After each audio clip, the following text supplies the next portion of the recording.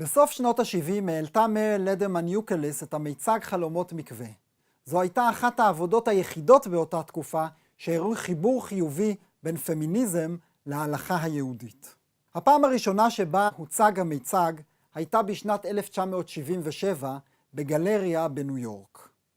במהלך המיצג הקריאה לדרמן יוקליס טקסט שכתבה, ובמקביל פרסה סדין לבן והתכסתה בו. בפעם השנייה שבה הוצג, בשנת 1978, הקריאה לדרמן יוקליס את אותו הטקסט, כשהיא מכוסה בסדין על גדות הנהר הדסון. בטקסט היא תיארה באופן מדוקדק כיצד בונים מקווה, והוסיפה תיאור של החוויות האישיות מרוממות הנפש שלה במהלך ההכנות לטבילה ובטבילה עצמה. בתחילת המיצג היא הכריזה: אחיותיי, בעת חדשה זו עבור כולנו, הגיע הזמן לספר לכן מעט על עניינים סודיים אלה. אחר כך היא היללה את הטבילה במקווה. אם גן העדן הוא מעונם של חיי הנצח, המקווה הוא אחד החדרים בגן העדן. במהלך המיצג היא תיארה באופן מפורט את ההכנות לטבילה כפולחן שמחבר את האישה לעצמה. היא הראתה גם את הצדדים הביצועיים של הטבילה, והציגה אותה כפולחן בעל מאפיינים אירוטיים. היא הולכת למקווה בעדנה הבאה מאהבה מתמשכת. מי המקווה מגיעים עד מעל לשדיה כשהיא עומדת. למים יש כוח. היא דוחפת בהתנגדות בעודה יורדת במדרגות. כשהיא עוזבת, נדמה כי המים דוחפים אותה ברכות בחזרה לחיק העולם. מדובר בסוד בין מושא אהבתה לבין עצמה.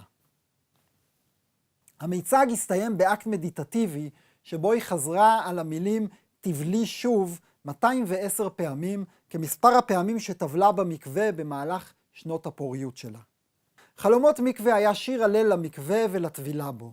לדרמן יוקליס אמנם הציגה את הטבילה כפעולה אישית ואינטימית, אבל היא גם קראה לאחיותיה בעת חדשה זו לבחור בחיים, כלשונה, ולהיוולד מחדש כנשים פמיניסטיות ויהודיות.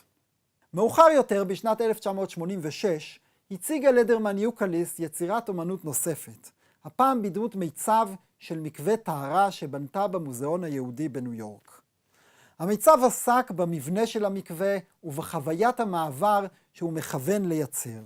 אל מבנה המקווה הזה מוליך גרם מדרגות משונה.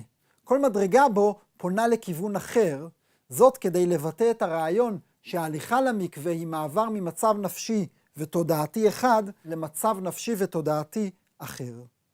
היא הסבירה שבתהליך הזה הטובלת חייבת לבחור באופן מודע לעבור ממצב למצב בכל צעד שהיא צועדת לקראת הטבילה.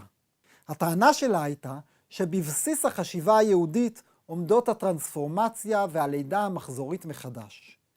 גם כאן לדרמן יוקליס הציגה את הטבילה כאקט של בריאה מחדש, וחיברה בין פולחני נשים בעולם היהודי לתודעתה הפמיניסטית.